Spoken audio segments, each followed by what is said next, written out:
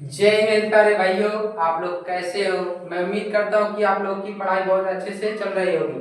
आइए आज हम लोग कक्षा 10 का जो मैथ होता है उसमें जो चैप्टर 1 है वास्तविक संख्या। क्या है वास्तविक संख्या में तुम्हारा जो प्रश्नावली 1.3 है उसमें जो इसमें तुम्हारा बोर्ड परीक्षा में एक क्वेश्चन बहुत इंपॉर्टेंट पूछता है जो है सिद्ध कीजिए कि रूट एक अपरिमेय संख्या। क्या ये तुम्हारे बोर्ड परीक्षा में यूपी बोर्ड में हमेशा पूछता है, इसीलिए मैं इस वीडियो में इसको लेकर आया हूँ। आइए अब इसको हम समझेंगे कैसे इसको सॉल्व किया जाएगा। आइए पहले हम लोग करेंगे उसको। अब इसको देखो तुम्हारा मैथ में रहता है मानना, इसमें ज्यादा तुम्हारा मैथ में मानना पड़ता है, इसीलिए हमको सिद्ध करना है, इसलिए हमको मानना पड़ेगा। क्या करना पड़ेगा? मानना पड़ेगा। आइए हम लोग मानते हैं।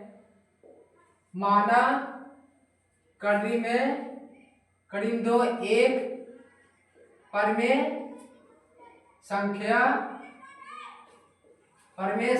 है।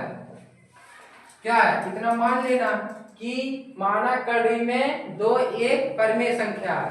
अब देखो इसमें जो तुम्हारा परमेय संख्या किसे कहते हैं? परमेय संख्या जब तुम्हारा पहले कड़ी में दो लिख लो बराबर ए बटे बी। जब तुम्हारा a बटे बी के रूप में रहे वो तुम्हारा परमेय संख्या रहता है। यहाँ पर ये नहीं जरूरत है कि तुम्हारा a ही b ही रहे, तुम्हारा x बटे y लिख सकते हो। x बटे y b मतलब कुछ भी तुम लिख सकते हो। यहाँ पर तुम जैसे तुम्हारा z बटे x लिख सकते हो, लेकिन तुम्हारा ज्यादा मैथमेटिक्स में a बटे बी और x बटे y माना जाता है, इसलिए मैं a बटे बी माना हूं। यहाँ पर लिख लेना a और b एक पूर्णांक है। क्या है? a और b एक पूर्णांक संख्या है और तुम्हारा जो रहता है b इज नॉट जीरो। तुम्हारा जो b है जीरो नहीं हो सकता। क्यों नहीं हो सकता है? अगर तुम्हारा यहाँ जीरो रहेगा तो तुम्हारा जीरो हो जाएगा, तुम्हारा परमेय संख्या नहीं माना जाएगा, इसीलिए यहाँ पर b का मान जीरो नहीं हो सकता है। अब आगे बढ़ो, इसको यहाँ पर गुणा कर दो, करने में दो b क्रॉस गुणा करो फिर बराबर b। इतना हो गया, इसका गुणा यहाँ पर हुआ बराबर a। अब दोनों पक्षों का वर्ग कर दो। क्या कर दो? यहाँ पर दोनों पक्षों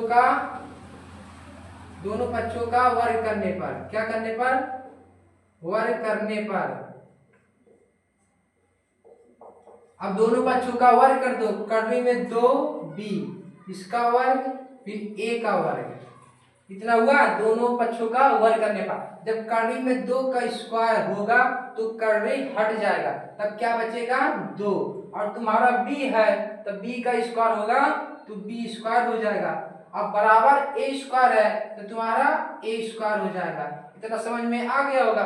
फिर उसके बाद तुम्हारा जो b है b स्क्वायर इतना हुआ, जो तुम्हारा दो है a के नीचे चला गया। कहाँ? a के नीचे, तो तुम्हारा a स्क्वायर के नीचे दो आ गया। अब यहाँ पर लिखना पड़ेगा अतः जो तुम्हारा a स्क्वायर है वो दो से विभाज्य है। क्या है? a square. अब लिखो यहाँ पर a स्क्वायर दो से तुम्हारा क्या है? विभाज्य है। क्या है? विभाज्य। जो तुम्हारा a स्क्वायर है दो से विभाजित हो रहा है कि नहीं? हो रहा है ना। और जो तुम्हारा जब a स्क्वायर विभाजित होगा, जैसे की बात है तुम्हारा a स्क्वायर a भर तुम्हारा विभाजित होगा, तो जैसे इसलिए दो a को भी विभाजित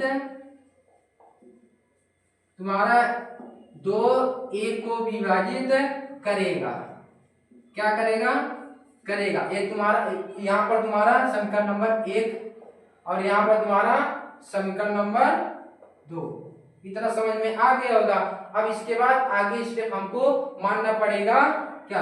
अब यहाँ पर माना a बराबर 2c, a बराबर 2c। यहाँ पर c ना मान को तुम m मान सकते हो, n मान सकते हो। और यहाँ पर 2 क्यों आया? अगर तुम्हारा रूट 2 है तो यहाँ पर 2 आएगा, अगर तुम्हारा रूट 3 है तो यहाँ पर 3 आएगा, अगर 5 है तो 5 आएगा। इतना समझ में आ गया।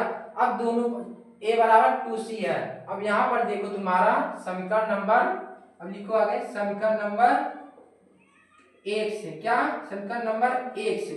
अब तुम्हारा देखो a बराबर कितना है 2b और a बराबर कितना है 2c।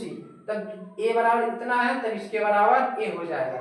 तब लिख लो कर्णी में 2b, a के स्थान पर क्या लिख दो 2c, हो जाएगा 2c। इतना हो गया। अब दोनों पक्षों का वर्ग करने पर इसमें भी दोनों पक्षों का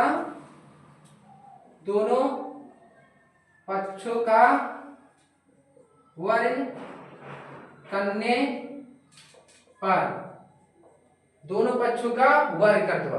अब दोनों पक्षों का वर्ग करोगे तुम्हारा जो कर्णी है स्क्वायर हटा देगा तो तुम्हारा बचेगा 2 और b है तो b का स्क्वायर हो जाएगा। अब तुम्हारा बराबर जो 2 है तो 2 का वर्ग क्या होता है 4 होता है, तुम्हारा हो जाएगा 4 और c है तो c का स्क्वायर c स्क्वायर हो जाएगा। अब इतना हो गया। फिर उसके बाद यहाँ पर देखो कुछ कटने लायक है तो काट दो।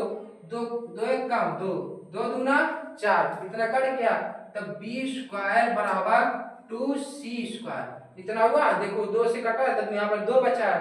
अब इसको 2 को b स्क्वायर के नीचे लेकर आओ फिर इसके बाद तुम्हारा c स्क्वायर है। इतना समझ में आ गया होगा।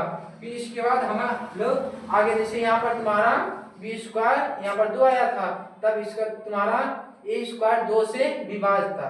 अब यहाँ पर तुम्हारा जो b स्क्वायर है 2 से विभाज्य होगा। अब यहाँ पर लिखो अतः b स्क्वायर 2 से क्या है 2 से विभाज्य है। 2 से विभाज्य है तो जब तुम्हारा b स्क्वायर यहाँ पर b स्क्वायर है अगर b स्क्वायर विभाज्य है तो तुम्हारा जैसी बात है कि b भी तुम्हारा 2 से विभाजित होगा। जब तुम्हारा 2 अब लिख लो इसलिए 2 b को b विभाजित करेगा। क्या करेगा विभाजित करेगा। ये तुम्हारा समीकरण नंबर 1, समीकरण नंबर 2 और समीकरण नंबर 3। क्या हुआ समीकरण नंबर 3। अब यहाँ पर लिखो समीकरण नंबर 2। अब यहाँ पर लिखो समीकरण नंबर 2 तथा समीकरण नंबर 3। देखो यहाँ पर समीकरण नंबर 2 समीकरण नंबर 3 से स्पष्ट होता है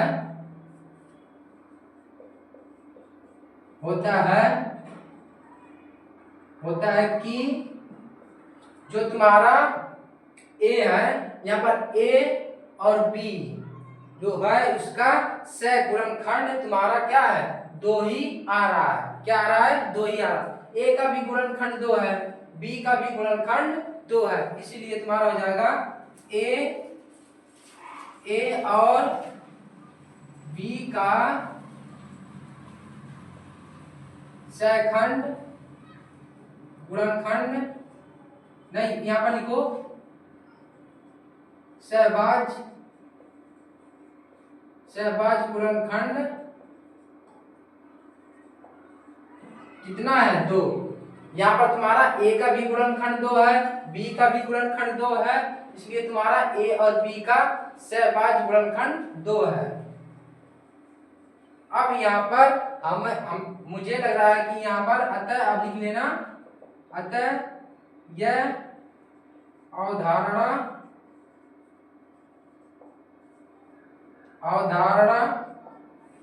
असत्य है। क्या है असत्य है। असत्य का मतलब गलत है। ये अवधारणा गलत है कि अब लिख लो गलत है कि कर्णी में 2 एक अपरिमेय संख्या है। ये अवधारणा गलत है इसलिए कर्णी में 2 एक अपरिमेय संख्या है। यहाँ पर क्या पूछा था कर्णी में 2 एक अपरिमेय संख्या सिद्ध कीजिए। अब यहाँ पर देखो कर्णी में 2 एक अपरिमेय संख्या है, यहाँ पर तुम्हारा सिद्ध हो गया है। क्या हो गया है यहाँ पर तुम्हारा ये सवाल सिद्ध हो गया। अब देख लो यहाँ पर तुम्हारा एक बार इसमें बता दे रहा हूँ तुम्हारा माना कर्णी में 2 एक परिमेय संख्या है, फिर इतना लगा लो कर्णी में 2 फिर इसके बटे फिर दोनों पक्षों का वर्ग फिर आएगा ए स्क्वायर, इससे विभाजित होगा तो जो तुम्हारा ए रहेगा 2 को विभाजित करेगा। फिर इसके बाद मान लो कि ए बराबर 2c, यहाँ पर अगर तुम्हारा 3 रहेगा तो यहाँ पर 3 रहेगा। फिर इसके बाद समीकरण दोनों को वर्ग कर दो। फिर उसके बाद जिससे ऐसे हुआ है इसमें भी होगा, तो तुम्हारा जो समीकरण नंबर 2 है और 3 है इस पे स्पष्ट होता है कि जो तुम्हारा ए है और बी है उसका सहअभाज्य गुणनखंड 2 है। क्या है ये? फिर आता है ये अवधारा असत्य है, जब तुम्हारा अवधारा असत्य है इसलिए तुम्हारा यहाँ पे लिख लो, इसलिए तुम्हारा कड़ी में 2 एक अपरिमेय संख्या है। ऐसे तुम्हारा कड़ी में 2 सिद्ध हो गया है। ऐसे तुम्हारा रहेगा कड़ी में 3, क्या रहेगा? कड़ी में 3, कड़ी में 5, कड़ी में 7। ये तुम्हारा बोर्ड परीक्षा में हमेशा पूछा जाता है, इसीलिए आप लोग अगर जो लोग ये समझ गए होंगे वो लोग वो भी कर लेंगे। कड़ी में 3, कड़ी में 5, कड़ी में 7। ऐसे जो तुम्हारा बोर्ड परीक्षा में इंपॉर्टेंट क्वेश्चन रहता है उसे मैं नेक्स्ट अगले वीडियो में लेकर आऊंगा। ये तुम आप लोग स्क्रीनशॉट और पढ़ लीजिए और वीडियो को शुरू से अंत तक पढ़िएगा। जय हिंद।